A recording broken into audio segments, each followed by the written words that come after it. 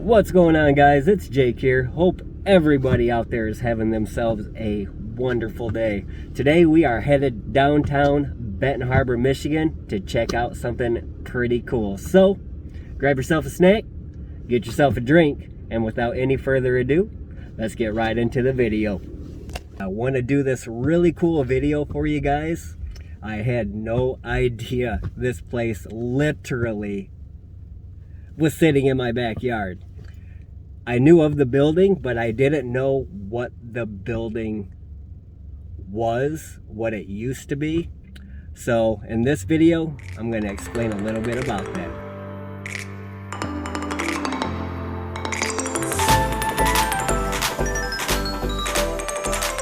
Alright guys, we're going to walk on over. I'll flip the camera around here in just a few moments so you can see where we're going. But this is the Benton Harbor Naval Reserve German POW Center, used back in World War II. Had no clue this sat right here in right downtown Benton Harbor. So we're gonna come on over and check it out. All right guys, that big old building you see right there, sorry about the shakiness, I don't have my gimbal with me, but this was built back in 1942 and used to 1945, right around there. I will look a little bit better into my dates for you guys, but I believe that's the time they had. But they did house about 300 German POWs here.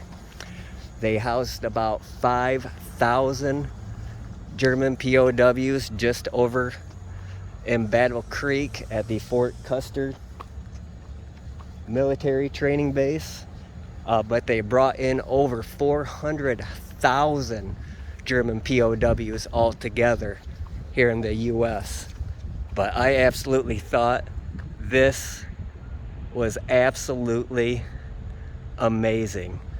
Now the thing about the POWs, guys, they used them in farming right in Eau Claire, Michigan. It was what was that farmer's name? All right, I know you guys see that name right there. I'll get back to the farmer's name here in just a moment. You see Bobo Brazil. He was a very famous, well-known wrestler back in the day, 60s, 70s, right around there. And he actually opened up this community center. He passed away, unfortunately, and well, it is now all boarded up.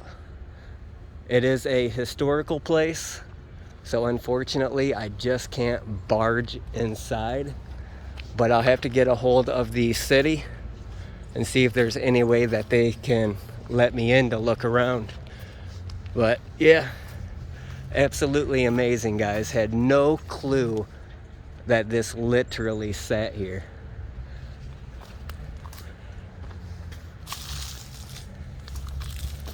But all right, back to the farmer, guys. That was Herb Teichman of Eau Claire, Michigan. Now he did speak German as well, so he was able to communicate with the German POWs. Now what I was saying about the POWs a little while ago is they only used 6% of the POWs for all the farm work. 6%. What I thought was cool, for every 10 POWs that they would transfer, they would have one MP that was completely armed.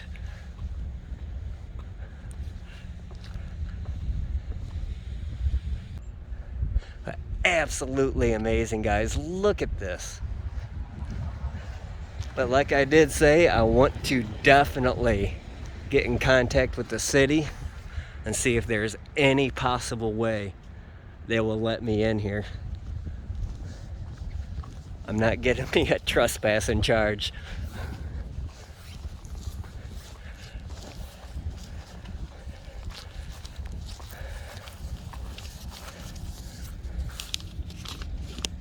All right, guys. Now, part of the reason they did use some of the POWs here was they had shortage due to the manpower, and the Black Oak, Arkansas group couldn't show up. reason they couldn't show up, thanks to the fuel and tire rationing of World War II, that's why they couldn't show up. So, what did the U.S. Army and the government allow these farmers to do? Contract out German POWs. Absolutely amazing, guys. Had no idea.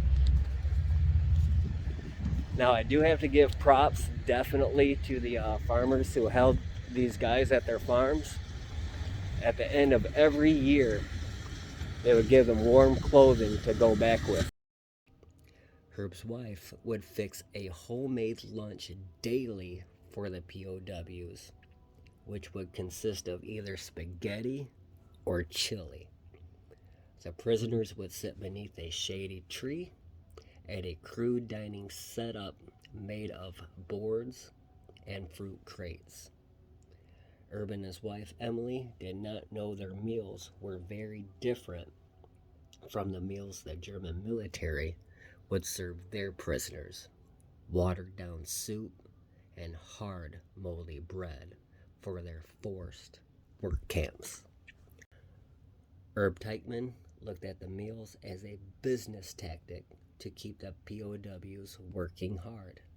If they are full and happy, they will put in a hard day's work. And this paid off in many ways for the farm. The Teichmanns would let the prisoners play games after lunch, like horseshoes, play the piano, and they even allowed one of the prisoners to give equestrian lessons to all the prisoners on the farm. I'll also put a picture of the ship they put into a bottle as well that one of the POWs made, just down at the bottom here.